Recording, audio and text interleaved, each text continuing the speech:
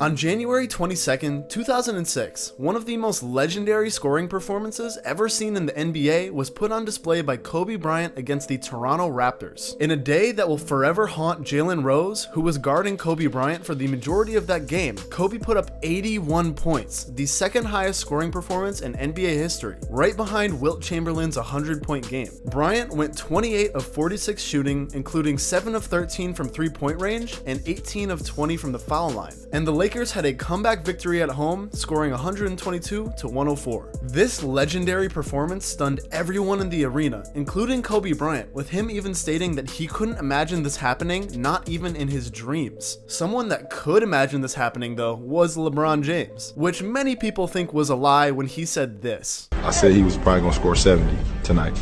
I don't know what made me say that. Regardless, this was one of the best performances that was ever seen in basketball, and it hasn't been topped in the NBA since. But somehow, this iconic performance was just topped in the crossover Pro-Am League, where Marjon Beauchamp, a backup guard on the Milwaukee Bucks going into his second year in the NBA, just put up 83 points. He did this shooting 32 of 45, including 8 of 17 from 3 and 11 of 13 from the free throw line. If he did this in the NBA, it would have beat Kobe's scoring explosion and became the second highest total in NBA history. So how did Marjon, a player that averaged 5.1 points per game last season, put up 83? Well, he played against people that were not in the NBA. The gap between an NBA player and a non-NBA player is monumental. The difference between even a D1 college basketball player and the 12th man on an NBA roster is a night and day difference. And this isn't just a theory. There's a whole lot of proof to back it up. One example of that proof is another performance in the crossover Pro-Am League in 2021 when Isaiah Thomas went nuclear for 81 points, once again matching the legendary performance by Kobe. This was at a point when Isaiah Thomas was struggling to find real, meaningful minutes on an NBA roster and felt lost in the league. But he was not lost on the court and didn't struggle in the slightest in this Pro-Am game. And it's been a trend recently for NBA players to come to Pro-Am games in the summer and dominate on the court,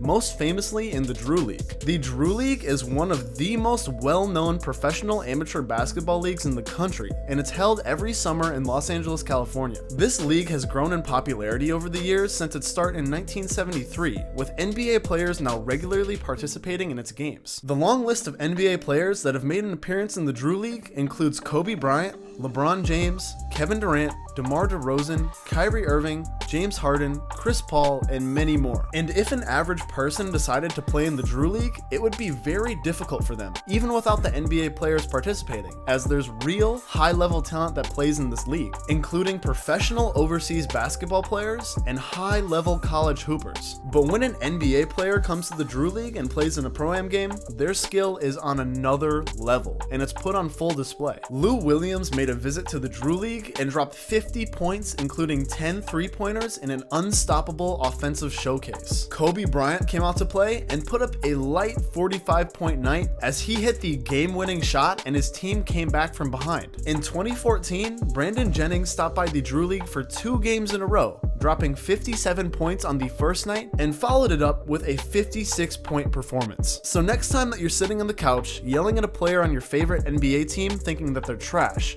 washed, and you want them off your team, just know that those players are some of the best on the planet and at the top of the basketball world. And whatever you do, don't talk trash to a player online, or else you might get challenged to play them in person and get absolutely cooked. Oh, you don't think that would happen?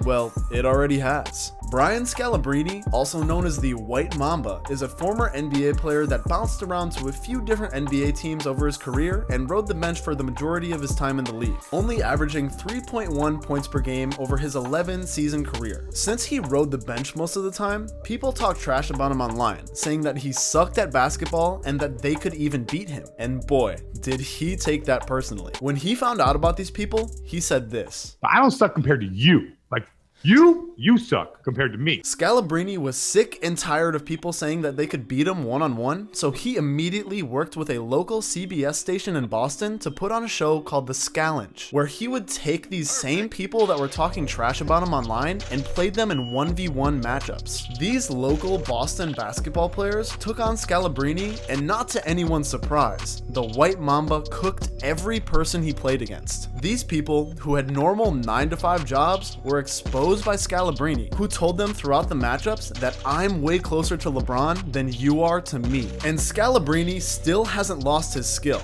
In 2021, he was working out in a gym when a local high school hooper challenged him to a game of 1v1. The loser would give the winner their shoes. Keep in mind, Scal retired at the end of the 2011 to 2012 season, but he happily accepted this challenge, and he went on to beat this high school player 11-0. The White Mamba is different, and so is every player who has made it to the NBA. The skill of some NBA players are often doubted, but if they were in a pickup game against you, they would drop 50 without blinking an eye. If they can make the most competitive basketball league in the world, consisting of only 450 people, I think that they would do just fine in the YMCA pickup game. So the next time that you question the skill of an NBA player, well, don't.